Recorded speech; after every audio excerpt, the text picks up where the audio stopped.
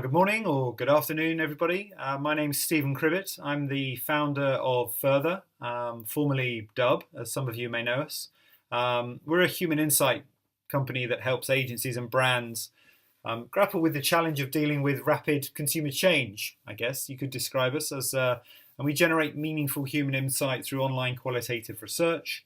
So whether that's helping our clients use our technology or helping them unearth human insight, all part of what we do on a daily basis. The conceptualization of dynamic change creates what we call organizational biologic. And that's a little bit of what we're going to talk about today. The presentation is going to explore what human brands are, certainly what our interpretation of those brands are, the steps brands need to take to become human, and also touch on how technology and research technologies can potentially make businesses more human and facilitate that position. Along the way, I'm going to draw some comparisons with the central nervous system, hence the title of the presentation today, which is Human Insight as a Global Nervous System. But I think it's important to caveat that I'm no expert in our biologic, so please bear with me if I get some of the fine details about our nervous system a little bit wrong along the way. But anyway, enough of that.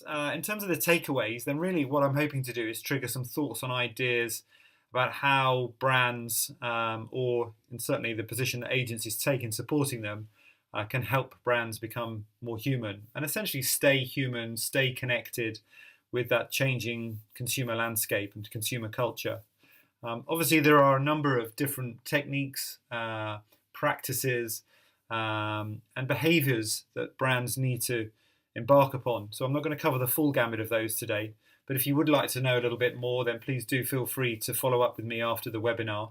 My contact details are there on the homepage if you want to reach out to me. And obviously this presentation will be hosted on the NewMR site thereafter. Okay. But before we kind of dive into some of it, one of the things I wanted to touch on today is, what is happening out there that's changing the way that brands operate, that's changing marketing, that's changing the way consumers think about their relationships and how they hold value within their worlds. And there's a number of factors I think that are really at play here. And so just to quickly touch on some of those. So the first one, accelerated lifestyles, accelerated cultural cycles, accelerated development cycles. Everything is speeded up. The internet, this new connectivity, and this new networks connectivity is certainly having a big part to play in how quickly tasks are done. Automation as well is speeding things up. In the business domain, obviously diminishing returns for organizations. If any of you pay attention to the Deloitte Shift Index, you'll know that we're kind of nibbling away at small gains and smaller returns now. And that's putting a lot of pressure on business to think differently, to take a different approach. And specifically, some of the older, more industrialized businesses that have been around for many, many years are really having to reinvent themselves, from the inside out. Intensifying global competition. We're increasingly in a global marketplace. That creates a much bigger playing field with many, many more competitors. So that ability to kind of really eke out your competitive advantage and create a strong emotional connection with consumers is never more required than now. More demanding consumers themselves. Through this connectivity, they've got greater choice. Hyper-speed data flows, the speed at which information and data is coming in and flowing out of these organizations and brands is incredibly fast. Fake news is another one. Trust and understanding between brands, institutions, and the millennial generation is broken. Consumers turning their back on established brands. They're expecting brands to impact positively on their life now, but they expect brands to give something back to them as well in return for their time, their money, and their attention. And I think also, governmental institutions are broken. Society and that safety net that it used to provide seems to be shrinking and disappearing fast. And Brexit is a great example of that, and really the turmoil and the tension that that's creating in society. So there's a lot of things happening out there, and that's putting a lot of pressure on marketers to think differently and do differently, and for brands to seek purpose that will enable them to engage on a very authentic and real and trustworthy basis with brands. And I thought it was worth touching a little bit about what human insight is, and obviously, in our opinion, there may be different interpretations of this, but for the purpose of this particular presentation, for me, data is important. It can tell you a lot about the target audience, like the demographics, the habits, or the trends that are occurring. But there's a side of the audience that data doesn't tap into alone, and that's exactly what makes human beings human. Those are the things that some of the more quantified tools don't seem to be able to do. People have desires, they've got needs, they've got wants, they've got fears and emotions and ideas that sometimes can't be measured by kind of numbers and statistics. So, my advice to any brand is by exploring this side of your audience, you can discover, deep human insight, the sort of things that you can really action and develop new products, new propositions, new services with kind of consumer value really embedded at the heart of them. And it's a fundamental truth really that motivates people's behavior. It's insight that you can use to create and market those products. And ultimately, it's human insight enables you to fulfill that audience, that target consumer's needs and desires, and create something that has a real fit in their lives. And that's what creates longevity and loyalty in my experiences. And I think also human insight really depicts who we are and the worlds we live in. It's not just about what we're doing in a given moment, but what we're doing over time, what our position is in culture, what our position is in the pecking order. What are those things around us, that are shaping our decisions?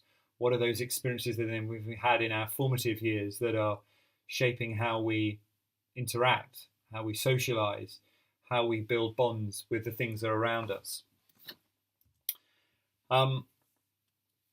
Reed Montague is a great neuroscientist that I've spent a little bit of time reading about, and I really like some of the things that he puts out there as well, and I think this is relevant as well. And he says that the higher meaning we ascribe to a mission can be so gratifying that it subordinates even our basic instincts, and largely because it taps into the same pleasure that drives our primary appetites. This is why people align themselves with the higher beliefs of a brand, I think. And those beliefs can create an overriding loyalty and command, growth and steeper profits due to the pleasure that they generate by the allegiance to that brand's missions. And another thing he says here is we're only creatures on the planet that can manufacture our own happiness. And I think there's a really good example of that, and we talk about illustrating as we go through this brands that do this kind of human perspective very, very well. Patagonia is a fantastic example of this, and this is a company that's had meteoric growth. From its early days to a revenue I think of around £700 or £800 million is probably the current level that they're at. But their mission puts primacy on human connection and purpose over profit, which is becoming more commonplace, a view or a high ground to take now. And I think, what they say is, to build the best product and cause no unnecessary harm, that use business to inspire and implement solutions to the environmental crisis. They follow this through by contributing, a small percentage of their sales to the coffers of grassroots environmental organisations. And those amounts apparently have doubled in the past few years as the company profits have tripled since, I think, around 2008. So, an incredibly successful brand. And their founder, Yvonne Chouinard, advocates leading an examined life, and he's intellectually focused on protecting the planet and its species, not just the brand territory. And this is Yvonne, and a quote that I've pulled out from him. I know it sounds crazy, he says, but every time I have made a decision that is best for the planet, I've made money. Our customers know that, and they want to be part of the environmental commitment. And that really typifies these modern, very connected brands that have this real sense of purpose and value at their very, very heart, but that are very connected to the very consumers that they serve, and are able to kind of grow their business with them and cater for their demands and their changing demands in a very seamless and very natural way. So what makes a human brand? We've got a couple of points here. In my opinion, the things that typify the human brands. We've talked about Patagonia already, but there are a number of others. I mean, Procter and Gamble are doing a particularly good job and making good effort in this domain. Dove is another brand we all know of. The communications and the campaigns that they've put out there into the wider world of late, and there are many, many other examples. But for me, there are 7 points I've really highlighted here, and there are many more beyond that. So, behaving and reasoning like we do as human beings, having a capacity for empathy and an awareness of the wider environment in which they operate, having compassion, having good judgment, knowing when they are making mistakes and being able to report and share and react to those mistakes that they make, being respectful to the identity of the people that they are serving, and understanding how culture and people have evolved. I think we're going to talk a little bit about culture as we go through this, but the ability to decode that culture and the signals and the unspoken word, I think, is also something that these brands display. But there's also something else that I wanted to highlight as we go through this, and this is what's been called the iceberg of ignorance. That's a great title, and this kind of image I know that a lot of you use in your presentations, but this was a term coined by a gentleman called Sidney Yoshida, who worked at a Japanese car manufacturer, Sonic, where he was responsible for quality control and improvement. And he termed this kind of this phrase, the iceberg of ignorance, as a way to describe how knowledge of problems wasn't travelling up the hierarchies in organisations. And in the work that he did, in the study they did on leadership, he identified that only 4% of organisational problems known to frontline employees make their way up to kind of senior management. So, it's scary to think that so few problems are known or understood by the people that are actually responsible for taking those actions. So, there must be a better way of getting those synapses firing and getting organisations aware of the things that are taking place, the cultural movements that are happening outside in the wider world, in the consumer world, that can shape and give their brand direction and purpose and meaning. So there's a lot of work to do internally in terms of culture and organisational design as well within the organisations. It's not just about how they connect with the world outside and their target audience. So moving on to the actual concept itself. So we've talked a bit about human brands, the how and why they're needed and what defines them. But you also know that there's a challenge in getting information to the executive. So where do we go from here? How do we wrap this up? And where does this concept of the central nervous system come in? Well, I think if we dissect it, the nervous system is part of us that coordinates our actions by transmitting signals to and from different parts of our body. It's designed to detect environmental changes that's impacting the human body, and then works in tandem with the endocrine system to respond to such events. And that nervous system that we all have plays a really critical role in sending important information from our physical body, from what it's sensing, to our brain so that we can respond to it. And the brain in turn then sends information back to the body to take appropriate action. It's this kind of feedback loop is really what we're kind of starting to depict here, and how organisations can create that continuous feedback loop on a deep human and emotional level. And it's a critical way of organisms and organisations surviving. And these cells are organised in a way that allows for new information to be collected and transmitted and processed and actioned. And these are the very systems that I believe that brands and organisations too need to develop.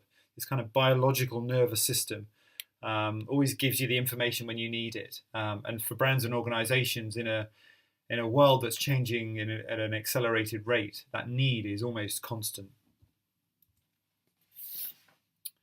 And between them, your data research and analytics functions, they act as a central nervous system for the organisation itself. They're the functions that power the corporate sense making and responsiveness, a little bit like like a spinal cord in that sense.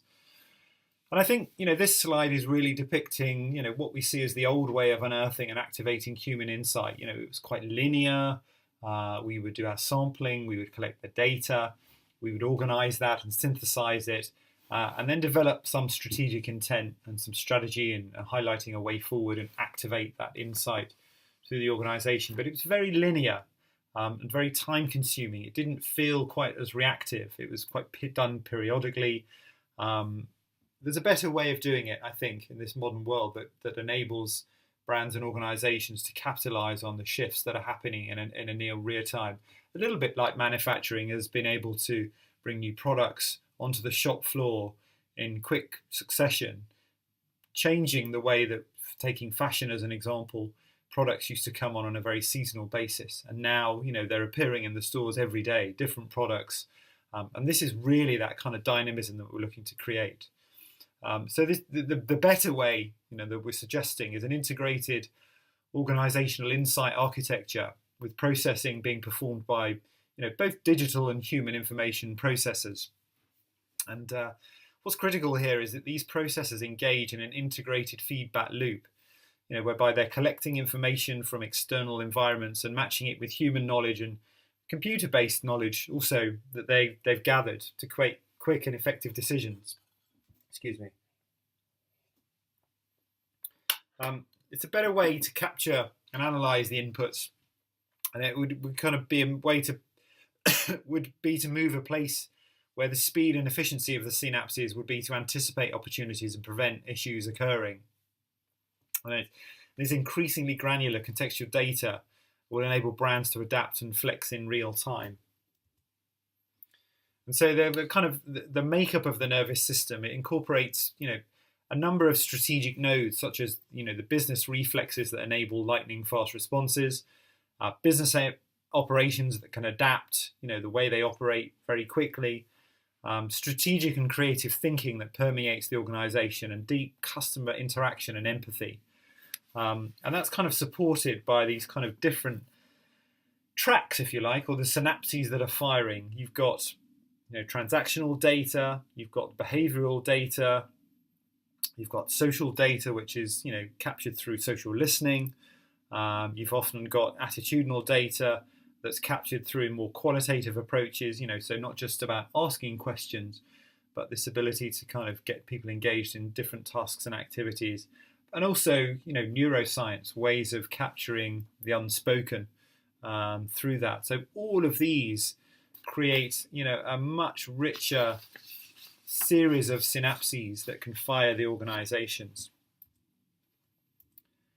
And how does this really work when we put this all together? Well, I feel that there's kind of three core elements to this, and this is really where we're going to kind of start to leave you to kind of make your own suggestions on how this would actually work for your organizations. But for me, there's three core elements to making this work. So the first one is tap into emotion. So we appear to be moving towards an automated world, but with the brands increasingly drawing on data to target and engage consumers. But instead of focusing on demographics and other kind of faceless data that lots of organizations do collect, I think it's brands should tap into so-called emotional data, so to create those kind of stronger relationships. And this means tapping into the and really capturing the emotions of the consumers, relevant, engaging, and human experiences. So whether that's in the moment, in particular moments, and a couple of examples of that, which are worth talking about. eBay, I know, created their first ever emotion-powered pop-up, I think in the last year or two. And what was fascinating about that, it used biometric sensors to monitor which items created the strongest emotional reaction in customers. Another example of some work that we ourselves have done with the RNIB was to create an empathy experience that enabled the public, because we were understanding public perceptions towards blindness, but also management within the organisation, to experience life as if they were partially sighted, and then capture their emotion, as they were going through those experiences, and telling the story of their experiences in a much richer way. The second component is what we call the culture and context compass. So human and cultural insight go hand in hand, but they tell us what's happening and why it's happening now. And that's really, really important for us. It's, that context of how do we arrive at this particular moment in time? What went before us? And that will enable us then to predict and identify patterns of behavior that we can use to then generate foresight as well as human insight. And it's important for brands to be relevant and respectful of the culture in which they find themselves, now more than ever. And there's semiotics and cultural analysis tools and practices now that are really developing fast as great ways to unlock that culture and decode the signs and symbols associated with them. And really, brands and organizations that don't have this level of understanding really do risk being tone deaf and making some, big mistakes. And there's been some very high-profile examples of that in recent years. One good one I can cite was an advertising campaign by H&M, and a product actually they developed as well was featured in that ad campaign. Incredibly senseless. It featured a young boy in Africa wearing a hooded sweatshirt with a monkey on it. Now, completely tone deaf to that, and the backlash that they felt as a consequence of that was significant. They actually ended up having to shut stores in South Africa where there was a lot of unrest outside those particular stores. So, use that cultural and contextual understanding to be your compass and guide your way through and navigate, communications and proposition development. And the final component is this idea of integrating sensory information. So the central nervous system is responsible for integrating sensory information and responding accordingly. So it consists of two main components. There's the spinal cord that serves as a conduit for signals between the brain and the rest of the body. And it also controls simple kind of musculoskeletal reflexes without input from the brain. So relate this to the business context and the marketing world, and think about how insight is conveyed to senior levels within the business. It needs to be frictionless. It needs to be efficient.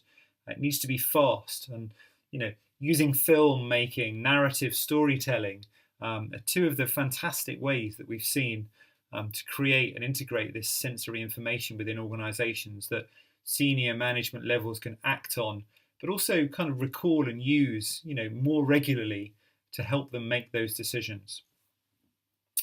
So I'm going to leave it there. Hopefully I've inspired some new thoughts and ideas in how human insight can be actioned and used as part of a central nervous system within the brands and the organizations, via many different outputs and different ways of getting those organizational synapses fired up so that they can act quickly on the human insight that they have. I've enjoyed the presentation. I hope you have too. Thank you.